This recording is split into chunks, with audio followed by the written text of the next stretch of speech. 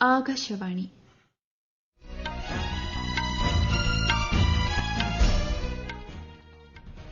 നമസ്കാരം. വാർത്തകൾ വായിക്കുന്നത് കൃഷ്ണ.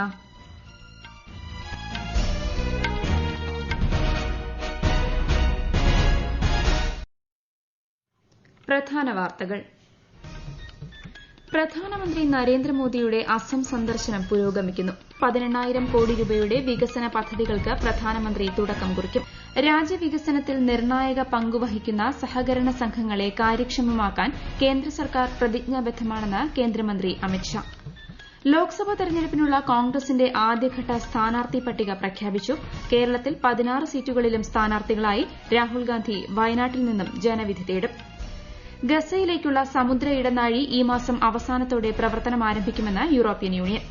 ഫ്രഞ്ച് ഓപ്പൺ ബാഡ്മിന്റന്റെ പുരുഷ ഡബിൾസിൽ ഇന്ത്യയുടെ സാത്വിക് സായിരാജ് രംഗിറെഡ്ഡി ചിരാഗ് ഷെട്ടി സഖ്യം സെമിയിൽ. വാർത്തകൾ വിശദമായി. പ്രധാനമന്ത്രി നരേന്ദ്രമോദിയുടെ അസം, അരുണാചൽ പ്രദേശ്, പശ്ചിമ ബംഗാൾ, ഉത്തർപ്രദേശ് സന്ദർശനം പുരോഗമിക്കുന്നു. ഇന്നലെ വൈകിട്ട് സോണിത്പൂർ ജില്ലയിലെ തേസ്പൂർ വിമാനത്താവളത്തിലെത്തിയ പ്രധാനമന്ത്രിയെ അസം ഗവർണർ ഗുലാബ് ചന്ദ് കട്ടാരിയ, മുഖ്യമന്ത്രി ഹിമന്ത ബിശ്വ ശർമ്മ എന്നിവർ ചേർന്ന് സ്വീകരിച്ചു. വിശദാംശങ്ങളിലേക്ക്.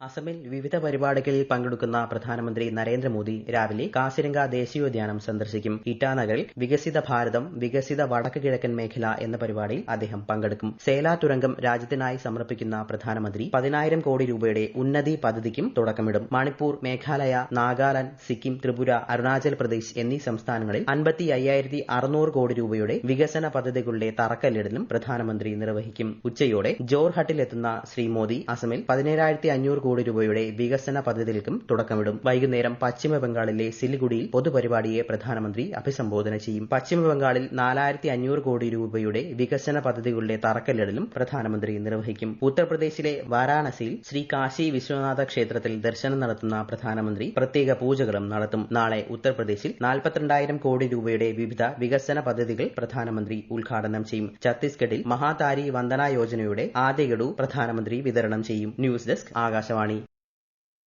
രാഷ്ട്രപതി ദ്രൌപദി മുർമു ഈ മാസം 11 മുതൽ 13 വരെ മൌറീഷ്യസ് സന്ദർശിക്കും. മൌറീഷ്യസ് ദേശീയ ദിനാഘോഷങ്ങളിൽ രാഷ്ട്രപതി മുഖ്യാതിഥിയാകും. മൌറീഷ്യസ് പ്രസിഡന്റ്, പ്രധാനമന്ത്രി തുടങ്ങിയവരുമായി ശ്രീമതി മുർമു ഉഭയകക്ഷി കൂടിക്കാഴ്ചകൾ നടത്തും. രാജ്യവികസനത്തിൽ സഹകരണ സംഘങ്ങൾ നിർണായക പങ്കാണ് വഹിക്കുന്നതെന്നും അവയെ കൂടുതൽ കാര്യക്ഷമമാക്കാൻ കേന്ദ്ര സർക്കാർ പ്രതിജ്ഞാബദ്ധമാണെന്നും കേന്ദ്രമന്ത്രി അമിത്ഷാ. ന്യൂഡൽഹിയിൽ ദേശീയ സഹകരണ ഡാറ്റാബേസ് ഉദ്ഘാടനം ചെയ്യുകയായിരുന്നു അദ്ദേഹം. രാജ്യത്തെ 8 ലക്ഷത്തിലധികം വരുന്ന സഹകരണ സംഘങ്ങളിൽ നിന്നുള്ള വിവരങ്ങളും സഹകരണ മേഖലയ്ക്കുള്ളിലെ കാര്യക്ഷമമായ ആശയവിനിമയവും ഈ വിവരശേഖരത്തിൽ ഉൾപ്പെടുന്നു. സഹകരണ സംഘങ്ങളെ കൂടുതൽ സുതാര്യവും ഊർജ്ജസ്വലവുമാക്കുന്നതിനുള്ള ഒരു വലിയ ചുവടുവയ്പായിരിക്കും വിവരശേഖരത്തിന്റെ സമാരംഭമെന്ന് ശ്രീ അമിത്ഷാ പറഞ്ഞു. രാജ്യത്തെ മാത്രമല്ല ലോകമെമ്പാടുമുള്ള എല്ലാവരെയും ഏകീകരിക്കുന്ന ശക്തിയാണ് സംസ്കാരമെന്ന് ഉപരാഷ്ട്രപതി ജഗ്ദീപ് ധൻകർ. സമ്പന്നമായ ഭാരതീയ പാരമ്പര്യം സംരക്ഷിക്കാൻ പുതുതലമുറ പരിശ്രമിക്കണം. തിരുവനന്തപുരം കോവളത്ത് നടന്ന രാജാനക പുരസ്കാര ദാന ചടങ്ങിനെ അഭിസംബോധന ചെയ്യുകയായിരുന്നു ഉപരാഷ്ട്രപതി.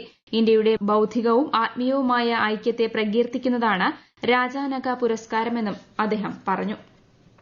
എഴുത്തുകാരിയും വിദ്യാഭ്യാസ പ്രവർത്തകയുമായ സുധാമൂർത്തിയെ രാഷ്ട്രപതി ദ്രൌപദി മുർമു രാജ്യസഭയിലേക്ക് നാമനിർദ്ദേശം ചെയ്തു. നാമനിർദ്ദേശത്തിൽ പ്രധാനമന്ത്രി നരേന്ദ്രമോദി സന്തോഷം രേഖപ്പെടുത്തി. സ്ത്രീശക്തിയുടെ ഉദാത്ത പ്രതീകമാകും രാജ്യസഭയിലെ സുധാമൂർത്തിയുടെ സാന്നിധ്യമെന്ന് പ്രധാനമന്ത്രി അഭിപ്രായപ്പെട്ടു. ലോക്സഭാ തെരഞ്ഞെടുപ്പിനായുള്ള ആദ്യഘട്ട സ്ഥാനാർത്ഥി പട്ടിക പ്രഖ്യാപിച്ച് കോൺഗ്രസ്. 39 സ്ഥാനാർത്ഥികളാണ് ആദ്യഘട്ട പട്ടികയിലുള്ളത്. കേരളത്തിൽ നിന്നുള്ള 16 സ്ഥാനാർത്ഥികൾ ഇതിൽ ഉൾപ്പെടുന്നു. Kasaragod Rajmohan Unnithan, Kannur K Sudhakaran, Vadakara Shafi Parambil, Wayanad Rahul Gandhi, Kozhikode MK Raghavan, Palakkad VK Sreekandan, Alathur Ramya Haridas, Thrissur K Muraleedharan, Chalakudy Benny Behanan, Ernakulam Hibi Eden, Idukki Dean Kuriakose, Mavelikara Kodikunnil Suresh, Alappuzha KC Venugopal, Pathanamthitta Anto Antony, Attingal Adoor Prakash, Thiruvananthapuram Shashi Tharoor എന്നിവരാണ് കോൺഗ്രസിന് വേണ്ടി ജനവിധി തേടുക. ലക്ഷദ്വീപിൽ മുഹമ്മദ് ഹംദുള്ള സെയ്ദാണ് കോൺഗ്രസ് സ്ഥാനാർത്ഥി.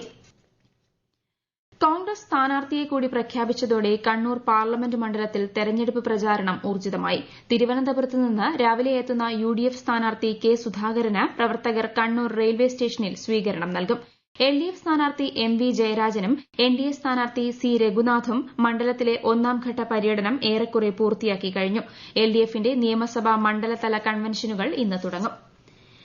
ന്യൂസിലാന്റ് ഉപപ്രധാനമന്ത്രിയും വിദേശകാര്യമന്ത്രിയുമായ വിൻസ്റ്റൺ പീറ്റേഴ്സിന്റെ 4 ദിവസത്തെ ഇന്ത്യ സന്ദർശനം നാളെ ആരംഭിക്കും.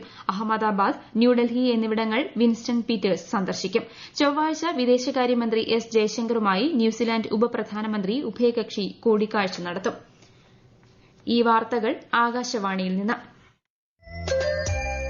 ആകാശവാണി വാർത്തകളും വാർത്താധിഷ്ഠിത പരിപാടികളും all India radio news Thiruvananthapuram എന്ന യൂട്യൂബ് ചാനലിൽ ലഭ്യമാണ്. കൂടുതൽ വാർത്തകൾക്കായി @all India radio news Thiruvananthapuram എന്ന ഫേസ്ബുക്ക് പേജും @ARnews_TVM എന്ന എക്സ് ഹാൻഡിലും സന്ദർശിക്കാം. വനിതാ ശിശു വികസന മന്ത്രാലയത്തിന്റെ നേതൃത്വത്തിൽ നടപ്പിലാക്കുന്ന പോഷൺ പക്വാഡയ്ക്ക് ഇന്ന് തുടക്കമാകും. ഈ മാസം 23 വരെയാണ് പോഷൺ പക്വാഡ സംഘടിപ്പിക്കുന്നത്. ഗർഭിണികളായ സ്ത്രീകളുടെ ആരോഗ്യവും പോഷണവും സംബന്ധിച്ച ബോധവൽക്കരണം ഉൾപ്പെടെ പരിപാടിയുടെ ഭാഗമായി നടക്കും. സ്ത്രീകൾക്കായി 2 ദേശീയ എക്സലൻസ് കേന്ദ്രങ്ങൾ സ്ഥാപിക്കുമെന്ന് കേന്ദ്രമന്ത്രി Anurag Singh Thakur. Asian games, Olympics തുടങ്ങിയ മത്സരങ്ങളിൽ മികച്ച പ്രകടനം നടത്താനായി 23 മുൻഗണനാ വിഭാഗങ്ങളായിരിക്കും എക്സലൻസ് കേന്ദ്രങ്ങൾ തുടങ്ങുകയെന്നും കായിക മന്ത്രാലയം വാർത്താക്കുറിപ്പിൽ പറഞ്ഞു. അന്താരാഷ്ട്ര വനിതാ ദിനത്തോടനുബന്ധിച്ചായിരുന്നു പ്രഖ്യാപനം. അത്ലറ്റുകൾക്കായി അത്യാധുനിക സൌകര്യങ്ങളും പ്രത്യേക പരിശീലനവും നൽകുന്നതിനായി സ്പോർട്സ് അതോറിറ്റി ഓഫ് ഇന്ത്യ ഇതുവരെ 23 എക്സലൻസ് കേന്ദ്രങ്ങൾ സ്ഥാപിച്ചിട്ടുണ്ട്. രാജ്യത്തെ കർഷകരെ ശാക്തീകരിക്കുന്നതിന്റെ ഭാഗമായി ന്യൂഡൽഹിയിലെ കൃഷിഭവനിൽ ഏകീകൃത കാർഷിക നിയന്ത്രണ കേന്ദ്രം ആരംഭിച്ചു. കേന്ദ്ര കൃഷിമന്ത്രി അർജുൻ മുണ്ട ഉദ്ഘാടനം ചെയ്തു.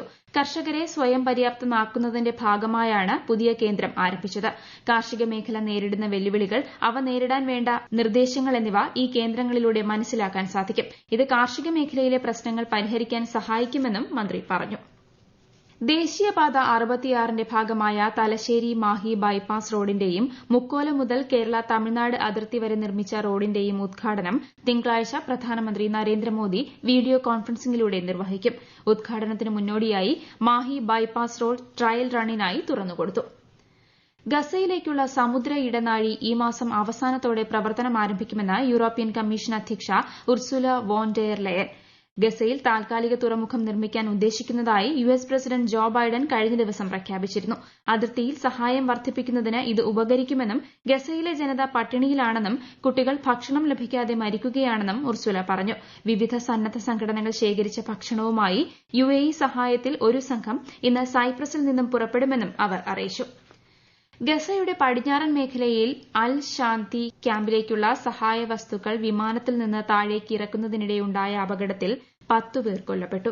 സഹായ വസ്തുക്കൾ ഇറക്കുന്നതിനിടെ പാരച്യൂട്ടിലുണ്ടായ തകരാറാണ് അപകടത്തിന് കാരണമെന്ന് ഹമാസിന്റെ നേതൃത്വത്തിലുള്ള ആരോഗ്യ മന്ത്രാലയം അറിയിച്ചു. ഗസയിലെ കടുത്ത ക്ഷാമത്തെ തുടർന്ന് അമേരിക്ക, ജോർദൻ, ഈജിപ്ത്, ഫ്രാൻസ് തുടങ്ങിയ രാജ്യങ്ങളിൽ നിന്ന് വിമാനമാർഗം എത്തിക്കുന്ന മാനുഷിക സഹായങ്ങൾ പാരച്യൂട്ട് വഴി താഴേക്കിടുകയാണ് ചെയ്യുന്നത്. ഇസ്രായേലിൽ മിസൈൽ ആക്രമണത്തിൽ കൊല്ലപ്പെട്ട കൊല്ലം വാടി സ്വദേശി നിബിന്റെ മൃതദേഹം നാട്ടിലെത്തിച്ചു. സംസ്കാരം ഇന്ന് വൈകിട്ട് വാടി സെന്റ് ആന്റണീസ് ചർച്ചിൽ നടക്കും. ഇന്നലെ സന്ധ്യയ്ക്ക് തിരുവനന്തപുരം വിമാനത്താവളത്തിലെത്തിച്ച് ബന്ധുക്കൾക്ക് കൈമാറിയ മൃതദേഹം കൊല്ലം ജില്ലാ ആശുപത്രി മോർച്ചറിയിൽ സൂക്ഷിച്ചിരിക്കുകയാണ്. ഉച്ചയ്ക്ക് 1 മണിയോടെ ഭൌതികദേഹം വീട്ടിൽ പൊതുദർശനത്തിന് വയ്ക്കും. ഫ്രഞ്ച് ഓപ്പൺ ബാഡ്മിന്റന്റെ പുരുഷ ഡബിൾസിൽ ഇന്ത്യയുടെ സാത്വിക് സായ്രാജ് രംഗിറെഡ്ഡി ചിരാഗ് ഷെട്ടി സഖ്യം സെമി ഫൈനലിൽ പ്രവേശിച്ചു. തായ് സഖ്യത്തെ പരാജയപ്പെടുത്തിയാണ് ഇന്ത്യൻ താരങ്ങളുടെ നേട്ടം.